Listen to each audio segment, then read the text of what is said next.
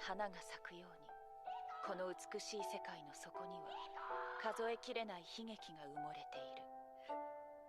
当事者でもない限り君がそれを知ることはない。君はただ目もくらまんばかりの美しさに心を奪われ、大地を踏みしめて進めばいい。君の悲劇は糧となり、他的回新た忆。な花を咲かせることだろう。可能是他想到了以前自己的伙伴，所以决定最后去帮他们了。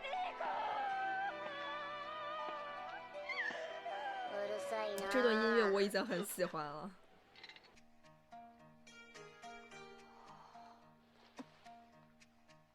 探掘の道具、それにこれは笛かなあ。很多黑敌也都倒在了这一层啊。そういや名前も言ってなかったな。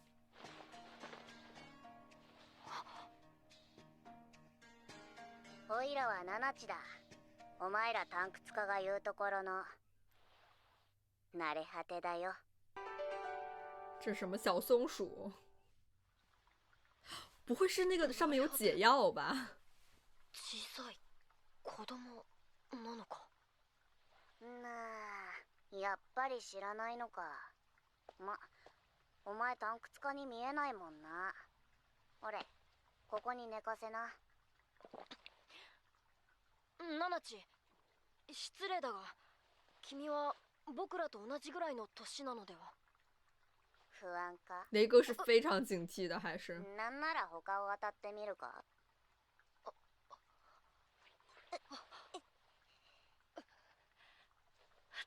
頼む、リコを助けてくれ。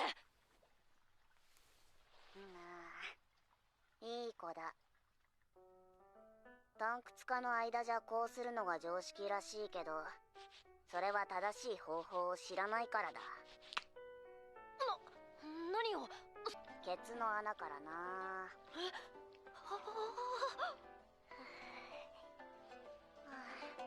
そしたら腕だな。砕けた骨を除いて鉄板と肉を縫っちまおう。取出碎骨。ほら、この白いのが神不。経。いくつかやっちまってるな。おいら、これ縫うの苦手なんだよ。それにしてもえげつねえ切り方。気を失っててよかったな。他工具倒是特别齐全呢。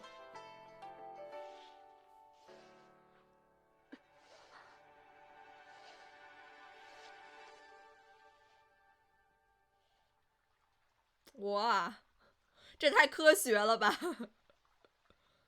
よし、一時しのぎはできたかな。说起来，我的左手也骨裂けど过。こっからが大変だぜ。お前にいろいろ取ってきてもらわねえと。社交距離。ああ、夜な。さっきは疑ってすまなかった。頼むナナチ、リコを助けてくれ。それにしても、なんだってまた肘の関節から切らなかったんだ。骨を折らずに関節から外せたのに。いや、もしかしてこいつの指示だったのか？なるほどな。很佩服立女の子じゃ刻。ないの。肘から先が残っていれば探掘でできることの幅が大きく違うんだよ。まだ進而且む気だったの是和雷哥さ。一起。こいつはあの状況になってもまだ冒険を諦めてはいなかったんだよ。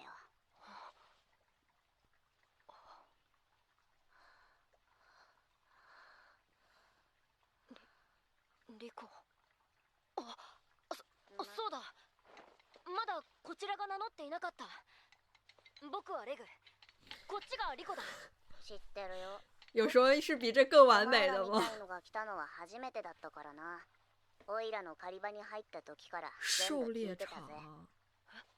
他在这里捕食生じゃ活。あ、4層に入ったばかりの時に感じた気配。あれは君だったのか。なあ、そうだよ。一部始終見てたぜ。じゃなきゃ玉うがち毒の処置もできねえだろ。待ってくれ。じゃああれに襲われている時も。他有自己的考量吗？聞いてたよ。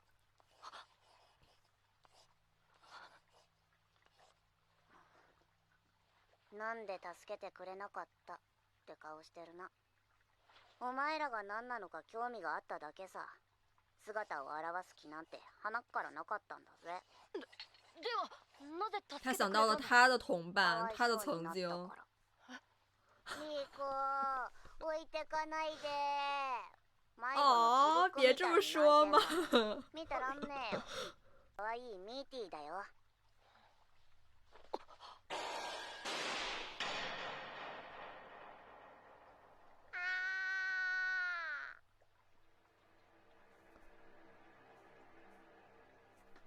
并不可愛。これは。この子も慣れ果てだよ。6層の上昇負荷は聞いたことある？那么深处人間性の喪失、もしくは死に至る。他已经感觉不成形了。深海6層の呪いで生き残るとこうなるんだ。天人哪！格も知性も消え失せる。文字通り人だったものの慣れ果てさ。もうどうやったって元には戻れない。お前が今回やった腕伸ばすやつさ、6層だとどうなるか考えるだけでワクワクしない？しかしナナチ、君は違うではないか。なあ、おいらは訳ありでね。例外中の例外さ。期待はしないことだな。あよしよし、ミーティーも特別だもんな。そうそう、タンクツカは仲間が慣れ果てになったら始末して遺品だけを回収していくんだ。死んだってことにした方がよっぽどマシなんだろうな。そこにオイラが出てってみなよ。オイラは人間性を残したまま6層から帰還できる可能性そのものだ。そしたら何が何でも捕まえに来るだろう。姿を晒すことがもう大きなリスクなんだ。助ける理由がかわいそうってだけでも上等だろ。そうか、そんな事情が。他也是冒着自己的风险了。ちょろいな。可愛呢倒是。書き上がったぞ。これはリコを直すために必要な材料とその場所だ。かっこいいサイン付きだぜ。体の中はまだ血まみれで腕もこのままじゃ腐り落ちる。いいか、今はあくまで死を緩やかにしただけだ。12時間はなんとか持たせる。それ以上かかりそうなら気の利いたお別れを考えとけよ。冗談じゃない。哦，炸毛的那个。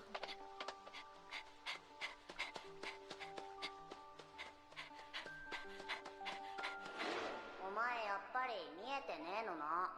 あれは後できちんと聞いておかねば。思路很清晰。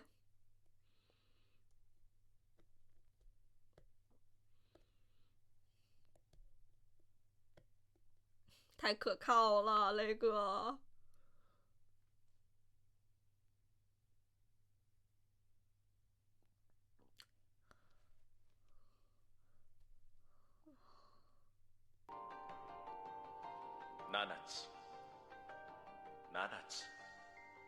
别的白笛吗？哦，不是潜水罐，是炸弹包。这是那个什么波多耳朵？哇，这好恐怖啊，像那种死神的手一样。天哪！那娜奇说不定也可能碰到过莱萨。中心には行くな。タマちゃんがいるぞ。啊，还有这种温馨提示。タマウガチのことだろうか。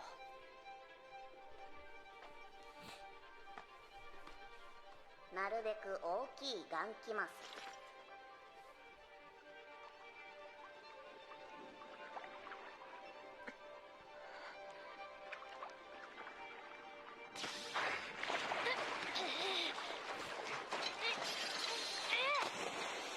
背と腹の色がはっきり分かれたものを選べ。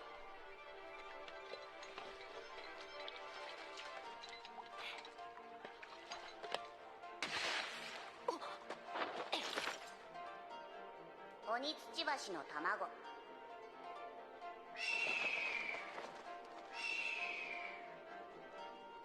一つの巣から一個ずつ。産みたてのがいい。还冒热气儿呢。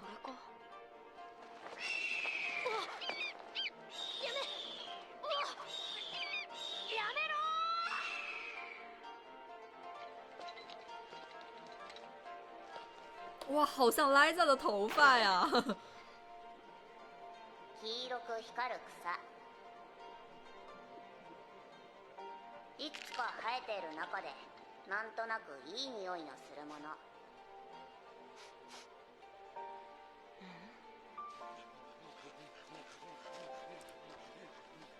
水キノコが寄生した竹熊。竹熊。这蘑菇吃了，感觉会出现幻觉。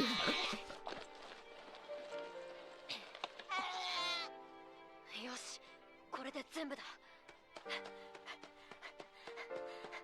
争分夺秒。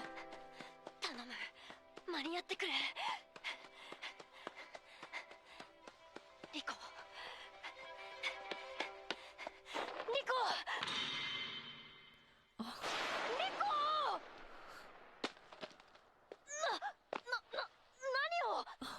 何を。まあ、うるせえな。血のしょんべんそのままにしたらかぶれるだろ。俺結構たっぷり出ちまったぜ。後で洗っときな。リコは大丈夫なのか。それに勘違いして、大丈夫なのか。落ち着けよポンコツ。なあ、こいつはすげえな。お前やるじゃん。早速取り掛かろうぜ。リコを助けてやるよ。この水キノコは寄生性でな。怪可愛的这个。巣立ちした宿主がくたばりそうになると、溜めた栄養を分けて歩かせるんだ。天哪，所以是水蘑菇呀！新しい巣で竹熊が増えれば、水キノコも増える。共生関係ってやつだ。リコの意識がない。感觉要累死こいつ了。を植えて利用させてもらう。ちょうどいい血管もあるし、傷口に它会往里面输水吗？骨の治りも多少は良くなるだろう。こいつ肉の腐れも防いでくれるんだぜ。因为他们能防止那个竹鼠すげえ痛いんだけどな。死掉，所以它也能阻止可能人的这个残りの魚とかは何に使うの。组织。決まってるだろ。おいらの晩ご飯だよ。ってやつはこれを集めてて手遅れになったらどうするんだ。いちいちうるせえな。那其实有点那种蔫儿坏的感觉，挺可爱的。飯調達できねえだろ。腹減って倒れたら誰がこいつの治療すんの。也很重要啊。それもそうだ。申し訳ない。わかればよいよい。太可愛了。ちょろいな。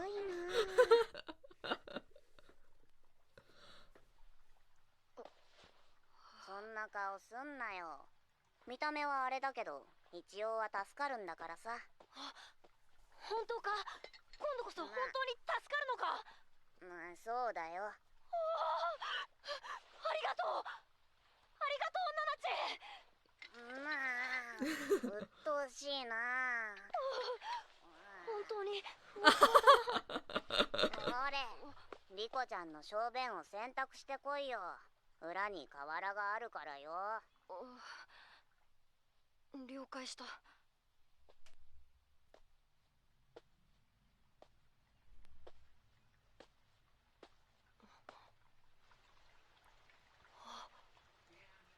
这也太漂亮了。不屈の花、とこしえ高か。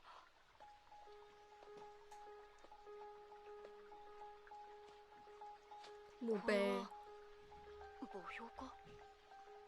もう行くよ、ライザ。他有记忆。あ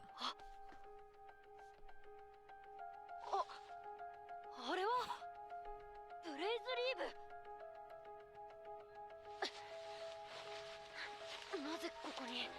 对啊，不是掉在那个水里了吗？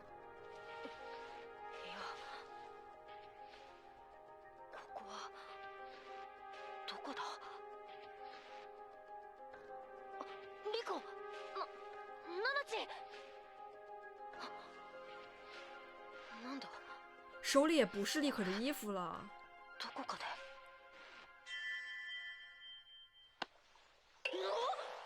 お前何してんの？ナナチ、あれ？お前大丈夫か？じっと女の子のおしっこ眺めちゃって。え？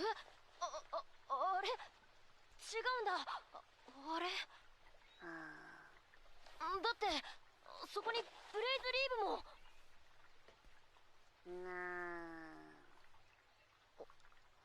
お前マジでポンコツになっちゃった。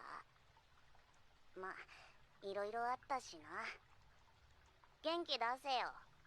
あとついでにこれも洗っといて。他的被子吗？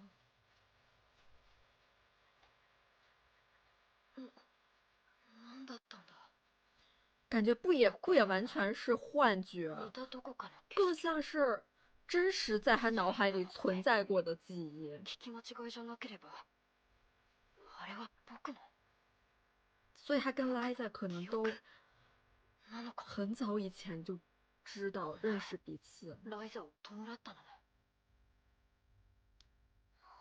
是他为莱萨做的那个墓碑。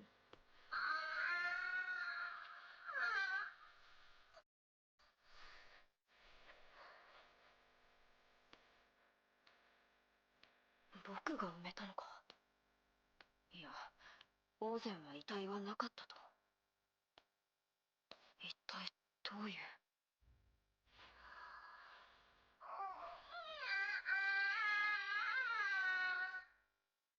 他是想跟他亲昵吗？还是他可能认得莉可吗？难道就是可能因为莉可他跟深渊本身就有一种关系，所以让他也感受到了共鸣吗？